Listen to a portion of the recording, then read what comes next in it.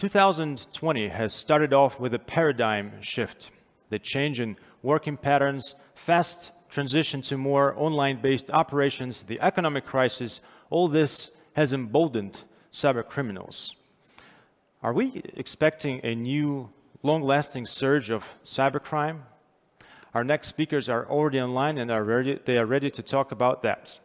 We have Mr. Jürgen Stock, Secretary General at Interpol, and Mr. Troels Oorting, Chairman of the Advisory Board of the World Economic Forum Center for Cybersecurity. Gentlemen, please, the floor is yours. Thank you very much, Alexander, and also welcome from my side. And I would also like to thank you for inviting us to this extremely important discussion that I hope we are going to have now in the next couple of minutes. So, Jürgen, you and I, we have known each other for 30 years, I guess. We are Danish and German. We have been in police for many, many years, and we have been close friends also. And I guess that both you and I were a bit, let's say, surprised of the development of 2020. So we saw the normal development, but suddenly this pandemic broke out. And in a very, very short time, we had to move 1.2 billion people from working in offices to working from the home. And they basically were unprepared. Their tools were unprepared, their processes were unprepared. And, you know, there was lots of considerations about if we would be able to deal with that. You and I agree that there are three ways that a nation state can deal with crime. That is through prevention, protection, and prosecution. And the first 3 months where we have seen, Accenture says that we have seen 3 years of a digital development in 3 months. What do that tell you about the crime? What have you seen in your chair as the global leader of global law enforcement coordination in that perspective? Yeah, thank you very much, Troels, for your kind introduction. And let me start by thanking Sberbank and the World Economic Forum Center for Cybersecurity for inviting Interpol to participate in this Cyber Polygon 2020. What we will discuss during that conversation definitely will be the need to build more and stronger partnerships horizontally and vertically. Because the threat has actually not really been changing, but you mentioned that we know each other for quite a while in policing. But in my career of almost 40 years now, I've never seen such a dynamic like we have seen during the last couple of weeks and months under the conditions of this pandemic. What I mean is the way in which crime actually was following the virus. To speak like that, as a virus that started spreading around the world in Asia, and then was approaching Europe, Africa, now in the Americas, and seeing organized crime groups, specialized cyber criminals in really adapting very quickly to this situation, to this unprecedented situation. And of course, taking advantage of some of the circumstances, if I may say, of cybercrime, which we all know, first of all, is a borderless crime by nature. It's not the type of crime that we have been experiencing where we were a young police officer, where you had to physically show up somewhere to commit a robbery or a theft or something else. You can just sit at home on your sofa with a laptop and you can attack any critical infrastructure anywhere around the world. So maybe as in other parts of society, we have seen where vulnerabilities are in our modern hyper-connected societies, and cyber criminals have only taken benefit, again, very quickly of this also unprecedented opportunities to commit all kinds of crime. So not necessarily something new, but we saw in some areas, of course, a huge decrease in crimes. Of course, naturally, if people have to stay at home, there's less street crime and less burglaries in homes, of course. But we have seen a steep increase in all kinds of cyber attacks. Of course, taking advantage, building new narratives, for instance, in online scams, all these kind of phishing approaches, but also identifying new critical infrastructures in our societies now, which of course is very much the health service, ransomware attacks on hospitals, for instance, exploiting the need to have personal protective material, medical research. All these are areas where the criminals very quickly, I would say from one day to another, shifted their criminal methodology and targeting these new critical infrastructures, but also exploiting the fears and the people's needs, let's say, in all kinds of crimes. And some member countries have been reporting us increases of several 100%, because also, and that is a part of an important good news, people obviously in many parts of the world are now reporting these incidents to the police, which is important because we have tools in place to fight cybercrime. We have good investigative means, not everywhere, but in many police agencies. And one important step to fight cybercrime, at least, is that law enforcement is becoming aware and can take action. So to summarize, a dynamic which I've never seen in my long career, but it only highlights, Troels, the importance of all that means we have already been discussing for a couple of years. And one of these means is that we need to build more institutionalized partnerships. We as law enforcement, specifically with the private sector, this is key, and this is what also the virus has been showing us again, and is still showing us.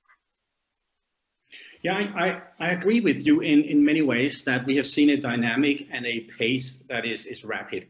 I think that the world was not prepared for the pandemic in many ways. So the whole lockdown of a globe in a couple of weeks was something that was very unprecedented. I also think that the criminals were not prepared for the pandemic.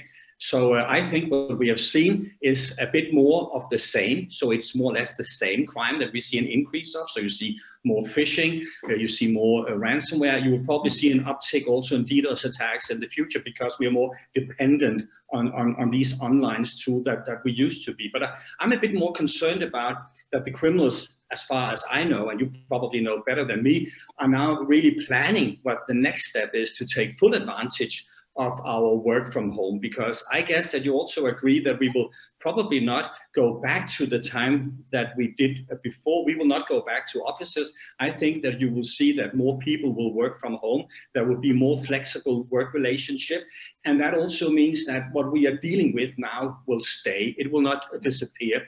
So how do we prepare law enforcement in, I always get the numbers wrong, but let's say 193 member countries that you're responsible for. How do we make them, ready for this new challenge that is going so fast? Police couldn't even keep up in the old days, and now it seems to be even faster. How do you take that challenge on board? Yeah, I mean, this indeed, Troels, is one of the major challenges, because we definitely have some police forces around the world who are well equipped, and some recent success stories in investigating cyber-related offenses have been demonstrating that, again, law enforcement has potentially the ability to successfully investigate activities of criminal groups or terrorists who are using the internet, the cyber activity, the darknet, all these issues. But of course, as I already said, cybercrime is borderless, and a purely national cybercrime almost doesn't exist. So all the offenses actually have a relation to another country. So most of the investigations that are going on in our member countries have relations not only to neighboring countries, but to other continents. So, and that requires a new level of cooperation. But first of all, as you indicated, and that's also a major role of Interpol, to qualify law enforcement to successfully investigate. And this is a huge challenge. Again, we have amongst our 194 member countries, a certain number which is, let's say, well equipped. They have well-trained officers. Of course, we compete with the private sector. Also, there is the war on talents. But there are some programs for specific cyber investigators now in many member countries. So there is a certain number of well-trained, well-equipped, well-prepared police organizations.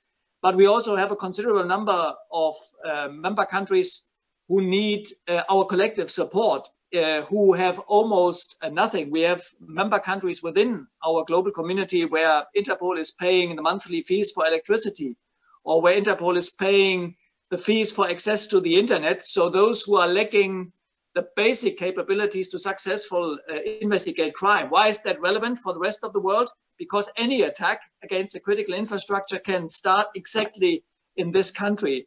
So the notion of the chain is as strong as its weakest link plays a major role in fighting cybercrime. And this is why Interpol, with support of member countries, is doing a lot in training police officers to successfully investigate, capacity building, so that they have the technological means to successfully investigate, and also organizing this platform of cooperation, because it's not, again, looking to the good old times where you had a physical crime scene and there were police officers around, they secured the crime scene, and you had time to collect the evidence. In the virtual environment, it's about evidence collecting in real time. So it matters to take action very quickly, not only across countries and borders, across continents, because the perpetrator may sit in continent A, the servers might sit in continent B, and the victims are maybe spread all over the world. And that's the new dynamics of investigations. And to be honest, we have to invest a lot. Our member countries have to invest a lot in having the right skilled police investigators, the equipment that is needed. But again, the cooperation with the private sector is crucial, again, because they have a lot of information about new crime trends that are popping up around the world. They have the analytical skills. They have the trained people. So the approach that we apply in our Center for Innovation in Singapore, to have a desk-by-desk approach with representatives from private companies, cybersecurity companies from all over the world, actually is important. Of course, not sharing police-related sensitive information, no, but we are exchanging strategic information, and we try to build the bigger picture, how the threat looks like. And as the threat is very dynamic, this is more important than ever, so that we build bridges between these islands of information. And that, you are absolutely right, for global law enforcement, that remains to be a challenge, and it requires governments to make huge investments into their law enforcement capacities. And again, we have to build these global networks, specifically with the private sector, and our cooperation with the Center for Cybersecurity of the World Economic Forum is one of our, or maybe the strategic partnership we have on the global level to connecting with the private sector. Thank you very much. And I think you and I share the notion that we in security, we should not sell fear, we should protect hope. So we are actually trying to get across to the listener here also that there is hope, there is light at the end of the tunnel. But let me again be, a bit frank and also honest. When I was in law enforcement, and I was the director of the EC3, the European Center for Cyber Crime, then I had access to lots of legal power, but I have almost no information. Then I moved to a private bank, and suddenly I had access to all the information about crime in the world, as you rightfully said, but no access to legal muscles. And it seems that these two stakeholders didn't really meet for various reasons. And I think, to be honest, that is to a certain extent the same today. And add to that also the geopolitical tension that we see in this distrustful world where big nations doesn't really trust each other, and they're not eager to cooperate on fighting crime. How can we then, you and I, because we are, your organization is of course much more powerful than the World Economic Forum, but we are basically in the same approach. We are independent, we are neutral. We try to see if we can merge corporations and the private sector with the corporates, with the government sector and other ones. How can we achieve the next step in this? Because in the future, everything will be connected, right? Everything will be online, everything will be stored, and the criminals will have the upper hand, so to say. How do we how do we maintain trust, that we as users of the internet can continue to have trust in the internet when we have such, you know, unprecedented threats, and also maybe not a global architecture that is really fit for purpose? Yeah, I mean, we have to actually continue implementing what we are discussing for I think quite a while, and what is now happening in the context of the pandemic is only a confirmation again of what was discussed also on various platforms organized by the World Economic Forum. There are at least three important parts. The first is we need to have shared goals, and of course, in regards to Interpol, we build a platform for those who want to successfully fight organized crime-related cyber crime, cyber criminal activity. And I can tell you from experience that there is a broad consensus all across our 194 member countries that, for instance, attacks against critical infrastructures, ransomware attacks against hospitals conducted by criminals, fraud activities, of course, sexual online exploitation of children, that there's a broad common basis that we need to stand together to fight this type of crime. Of course, if there are any other activity, maybe there are other competent bodies who are dealing with these issues and who are organizing cooperation between states. Yeah. Secondly, we need to have a trust, as you correctly indicated, a little bit difficult in these times of travel restrictions, as we are doing a lot of work from home, because building trust requires people to meet face to face, directly, having a conversation, getting to know each other, explaining, providing transparency what we are doing. So we need to explain what is Interpol about, what are Interpol's opportunities in the fight against global cybercrime, where are our limits, so that everybody has an understanding also what is going to happen with a piece of information we receive from the private sector. And the third element that is important, trust is fine, but you also need to have a safe legal background, a safe legal basis for the exchange of information, because we all have liability risks. And we as law enforcement specifically, we have within Interpol, for instance, rules on the processing of data agreed by 194 member countries. That's something special in today's world, to have such an agreement on how to share information and which information. And the same applies in our context with the private sector, where I'm sure together with the World Economic Forum, we can also further work on closing any gaps that might exist in proper and secure information exchange between the private sector and Interpol. And again, the rest is what we have already been discussing. I think we need a more institutional cooperation, not only occasionally if something happens. Of course, we have joint investigation teams, we have the CERTs and other established units, but Interpol's vision, and we have started creating this methodology, is sitting desk by desk every day with experts from the private sector and exchanging strategic information on how the global threat picture looks like. And you and me, we know some cases in the past, huge ransomware attacks, where the information was already available, but only to a few. And if we would have better shared, we would have been in a position to prevent a huge global incident that has happened. And we exactly have to continue working on that. Interpol is the body who unites global law enforcement. And for instance, the World Economic Forum Center for Cybersecurity is uniting private sector. That's an ideal piece of a global architecture of security. And we have to continue institutionalizing this kind of cooperation, but again, in a safe and secure legal framework, being transparent, that everybody understands what we are doing, and where, of course, also maybe the limits are in our cooperation. But nobody can fight these phenomena, which are only going to increase in the next couple of years in this dynamic technological environment. The World Economic Forum has done a lot of work on the fourth industrial revolution. Yeah. Unprecedented opportunities for criminals is a paradise for criminals.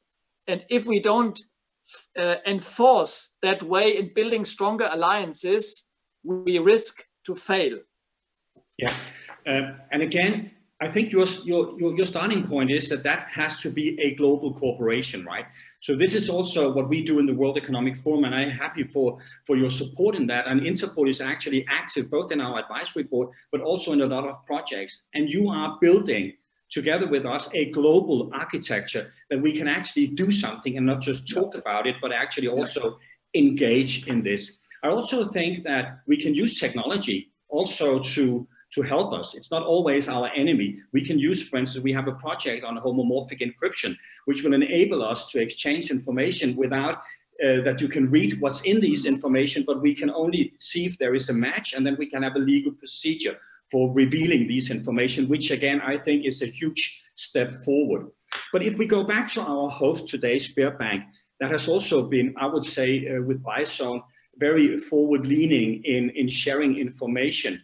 They actually predict that the number of cyber criminals in Russia will grow with 30% in 2020. They also have the fear that because you don't need to be a cyber expert to be a cyber criminal, because in cyberspace, you have crime as a service. So you can basically download all kinds of tools and you can be up and running. You also know that there is a difference between pure cybercrime and then cyber facilitated crime. So sometimes you can sell drugs on the internet and you can use the mailman. You can have a child sexual exploitation. You can utilize, exploitation of credit cards and whatever. What do you think that this development, if we get 30% more criminals in countries, and I guess that is not just in Russia, you will probably see this in other countries as well, because criminals normally use 3 parameters for assessing if they want to do crime, if they are professional. They look at the investment, they look at the profit, and they look at the risk. And let's be honest, the risk is relatively low today, but the profit is high and the investment is low. Do you think that we as partners, together with our strong stakeholders in the private sector and the government, can actually do something to prevent this surge in crime that, to a certain extent also hamper our trust in the digital future? And Professor Schwab has invested a lot in this fourth digital revolution, industrial revolution, to make benefits out of for humanity and make the world a better place. But we are derailing that if crime doesn't come under control. And do you have any inputs or areas that we could improve, or you have areas where you think that we are doing more and better than we used to in this area? I mean, I'm afraid to say it requires what we are often discussing, the so-called comprehensive approach, because the issue is a complex one. And as you indicated, a successful approach against cybercrime has various dimensions. So it's the dimension of prevention, which is very important at a very early stage. And then the successful prosecution, if you identify the criminals. And again, in considerable number of cases, we are successful in our investigations, but it's also resilience in the private sector, for instance, in case you are successfully targeted as a company. And I think, Troels, we have still too many cases reported in the media almost every day where companies are successfully attacked, for instance, with ransomware, city halls, police stations, of course, our private computers. My old university, that's not a secret, where I did my law studies in December, was attacked with a ransomware attack, and they are still struggling because perhaps they were not prepared as they should have been. But this is the case for many others, where I think the prevention part, the awareness, both technically but also educating your staff. Again, also in times where we all expect that work from home will grow only. So that is a huge responsibility, maybe to do that from a very early stage. What we also do in policing, you know, the good old programs in educating children on traffic security. So maybe we should do the same more intensively to educate on cybersecurity at a very early stage. Any new product, fourth industrial revolution, should have a piece included security by design. So if a new product is thrown on the market, maybe considering the security implications, what can happen if this becomes a part of an infrastructure of a supply chain in my company, what can potentially happen? Can that potentially open a door for hackers to infiltrate my system. So the issue of security by design, resilience, we all have a role to play in our behavior. You mentioned Bizone. They have been together with other 20 partners internationally helping us in a global awareness campaign, Wash Your Cyber Hands, where we try to support the global activities in educating not only companies and so on, but the public, because we all have the computers. And even now with work from home, this can be an avenue to infiltrate a system of a company. And of course, strengthening law enforcement in its approach to fight cybercrime is important.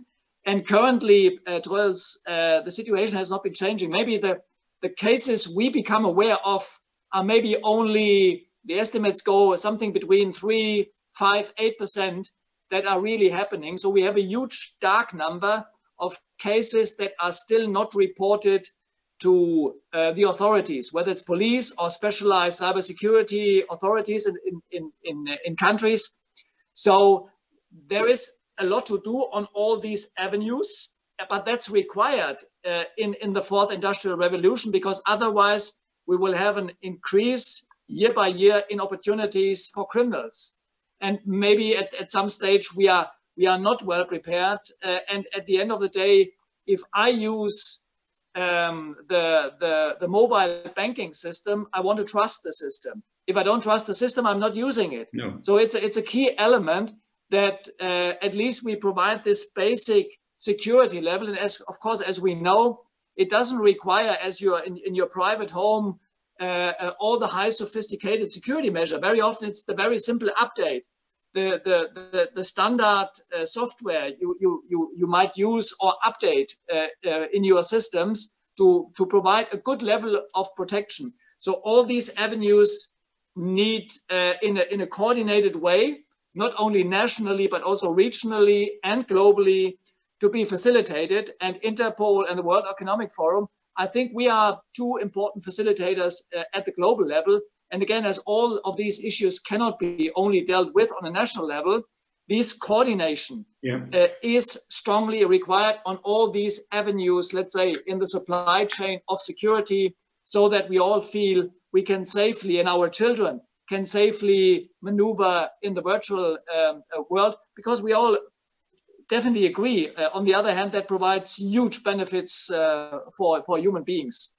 Yes, and again, if I may stay a bit positive now, I think I've had the opportunity in the last 3 to 4 months to listen into calls between 200-300 CISOs of the biggest companies in the world, which was facilitated by Accenture and some other big companies.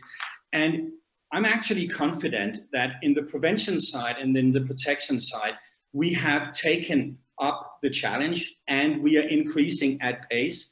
We are introducing cyber hygiene, which is it's all about getting the basics right instead of always trying to close a theoretical air gap, because criminals, they don't want to invest $1 to steal 50 cents. They want to do this automated. So if it's too difficult, they will move on to somebody else.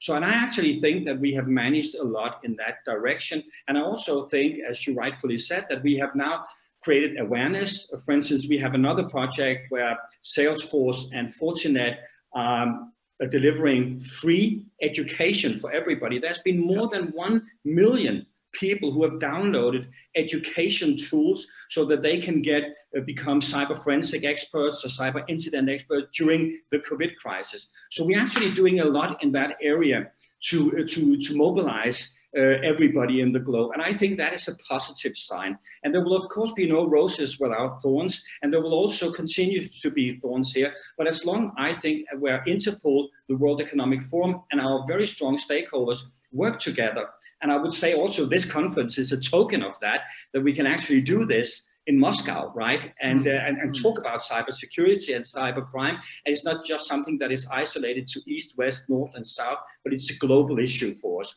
I think that is positive. So what do you see, Jürgen, with your huge knowledge and background?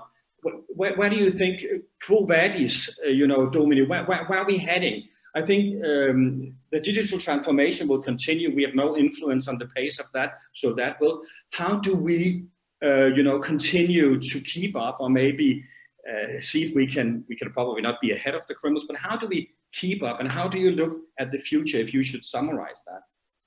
I mean, again, it's as you rightly pointed out, the developments will continue in a very fast speed, no doubt. I mean, all the billions of devices that will be connected to the internet of everything, the hyper-connected world, all these buzzwords, and again, the fourth industrial revolution that Klaus Schwab has been so brilliantly explaining also in his book. We have to see that the criminals are carefully monitoring that discussion. They are carefully monitoring now the call for stronger digitalization of our societies as a consequence of the pandemic now, work from home. But they are considering this as huge opportunities to increase their activities. So even organized crime that traditionally has been being in let's say in red light district kind of crime, human trafficking, they are all slightly shifting their business model also in the virtual environment. Yeah. So it requires huge investments in all these areas. And again, I think a police station in maybe in 5 years, in 10 years, I expect will look much different from now. Interpol, our headquarter, our remote offices around the world will look much different from now, because a lot of crime will continue shifting into the virtual environment.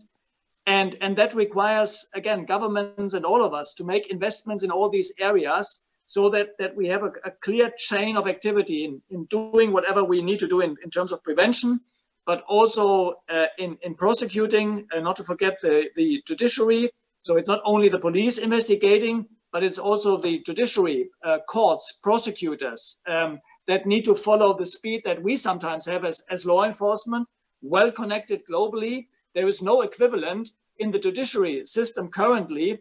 We are sometimes still operating in a mutual legal system that comes from the last century.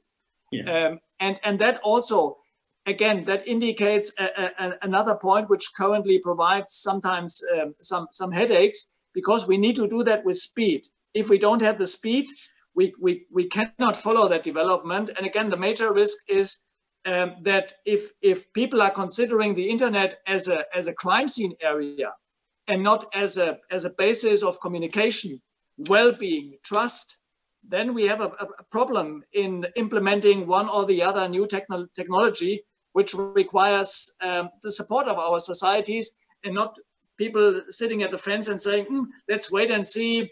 It seems to be more a crime scene than something that would support my needs. Yeah, and I think that if we again should summarize, you and I, we do not have any hope in that the pace of the digital transformation will slow down. On the contrary, I think, and I think basically that COVID has also shown that we've been even more dependent on a digital systems than we were before the pandemic. So that will increase. I also think you're right that this is complex also for a legal standpoint. The exchange of evidence, the forensic evidence, and other things that needs to be done very, very fast. And I don't think that our judicial system is built to do this, and we don't really have treaties that supports that. But on the other hand, I think that we have a good grip on awareness, a good grip on protection. I think that there is an understanding that everything in rest and flow should be encrypted. So because if it's stolen, at least you cannot decrypt it and see it. And I think that there is a greater awareness that this is also something that we need to do together. And maybe we could also use this opportunity here to emphasize that we also need to make it risky to be a criminal. If we don't do that, then crime will surge, because if it's a risk-free crime, why wouldn't you do that? So we need from time to time to make big cases where we arrest American gangs, Russian gangs, Chinese gangs, German gangs, and whatever, to show also that we will not allow crime to continue without any risk. And I think that if we can do that, we will probably also see a future where we can cope with the challenges for crime, for privacy, for integrity that you see right now. And do you share my optimism here? Absolutely, as a representative of an organization that was set up almost 100 years ago exactly for that purpose, that people, law enforcement representatives were coming together and were saying criminals are more and more crossing borders, and if we don't cooperate, if we don't exchange information on investigations, on extradition, we will have a problem. And the same principle is of course still valid today. And again, the virus to some extent has also been demonstrating the challenge for all of us. Again, in the way criminals quickly adapted to these new opportunities that occurred.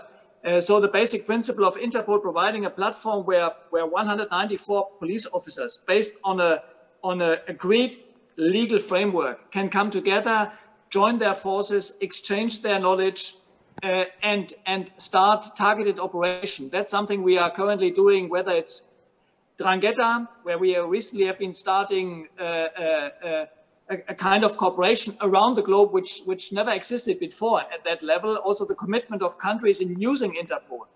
Financial crimes, a big issue. We are not as successful as we are, for instance, in freezing criminal assets around the world. I see a new level of commitment of countries in exchanging and cooperating, and the same applies for the whole area of cybercrime. And again, Troels, as you know, there is no alternative. No. If we don't do that, if we don't join our forces, this will remain to be a global threat. But exactly. If we don't have a proper global response, again, not just amongst us in law enforcement, that's the first step, but also in cooperation with the private sector, we are not up to the challenge. No, and I agree with you. There is no alternative for cooperation. And the only one who will win if we do not cooperate is basically the criminals.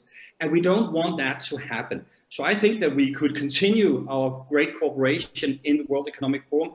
I'm very happy for the support that we've got from Sberbank and from all the other partners that we have. And I am, at least together with you, Jürgen, positive. And maybe you will call us naive, but I will stay positive. I'll remain positive. And I think that we can make a difference if we want to. So thank you very much for this opportunity to discuss that. And thank you very much. And I will now give the floor over. Thank you very much, also from my side. Thanks, Troels. And thanks to the WEF. Gentlemen, thank you very much for this very interesting conversation and for what you do to make our world a more secure place.